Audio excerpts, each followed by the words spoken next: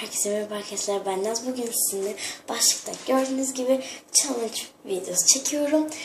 Bu öksürüğümü geçirme challenge'ım olacak.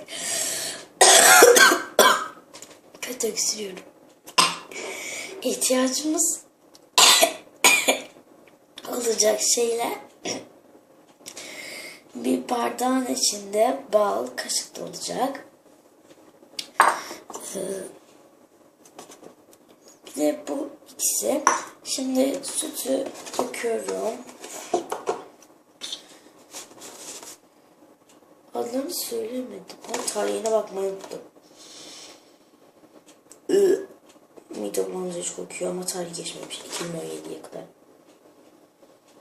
Şimdi kokmuyor. Ben nece kokladım ki? Bilmiyorum. İşte. Tamam. Bir yaş daha. Arkadaşlar ben vidalar var bunda. O vidaların olduğu yere kadar yapıyorum. Bu dolaba koyacağım.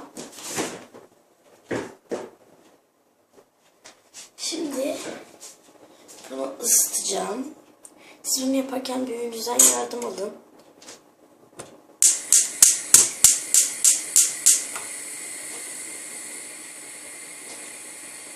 Çünkü çok tehlikeli. Ben birazdan üstüne ekleyeceğim. Vidalardan çok az bir şey yapmışım. Bunlar bitecek. Şimdi yarım bir şey kalmış zaten. Onu da ben bitirdim.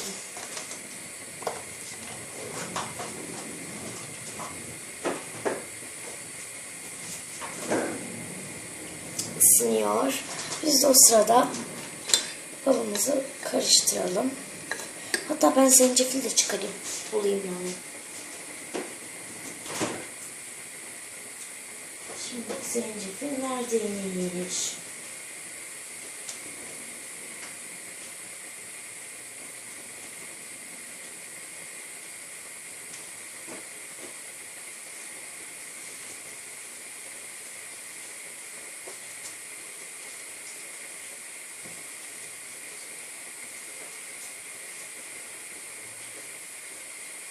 Bulamadım. 2 dakikalık bir sessizlik oldu öyle. Bulamadım. Kimsin?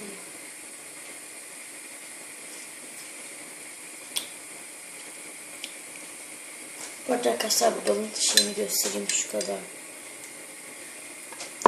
Balımızı karıştıralım. Daha biraz erisin.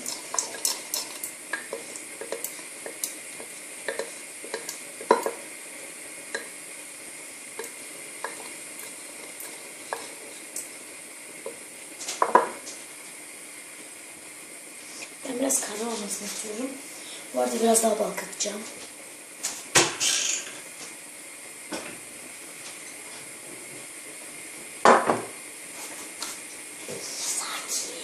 Sakin bey. Tam hiç açalım derken açtım.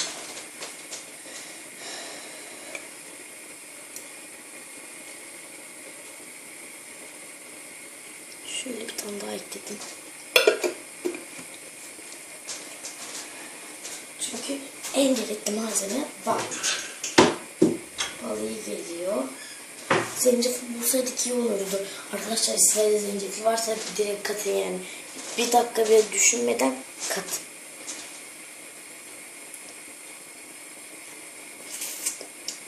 Şimdi oldu. Ay çok sıcak.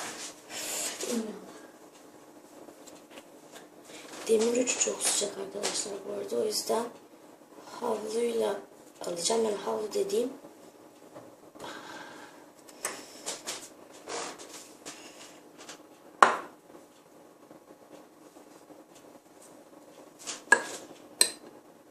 sandığımız döküyorum.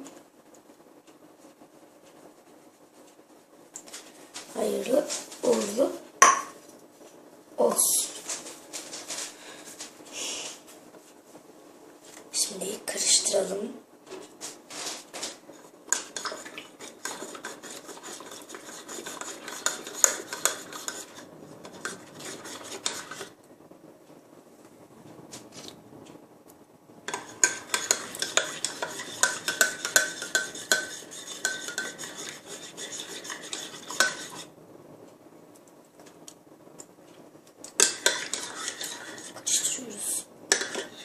altında bal kalmayacak ve süt sarıya dönüşecek. Şöyle yakından göstereyim ben. Süt sarıya dönüşecek.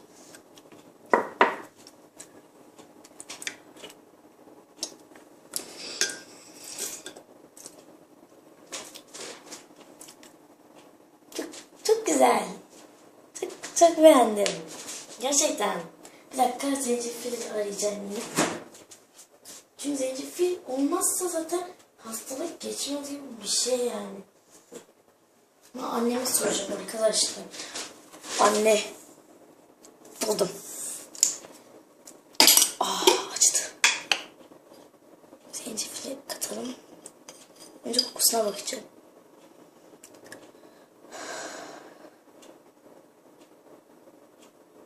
Zencefili çok fazla katmayayım. Ben şöyle katıyorum.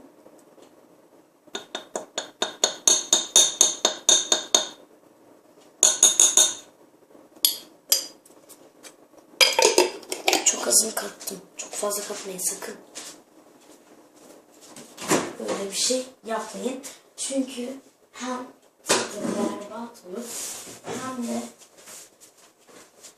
öksürmeye devam edersiniz. Öksürüğünüz geçmez. Şimdi ben onu karıştırıyorum. Süt daha fazla. Böyle biraz beyazlaştı.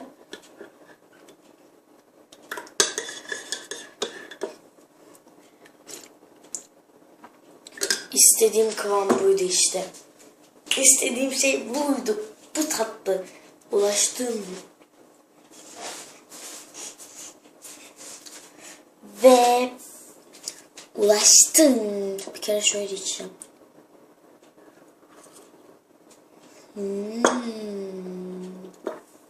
Güzel. Evet arkadaşlar, videom bu kadardı. Abone olmayı, beğenmeyi unutmayın.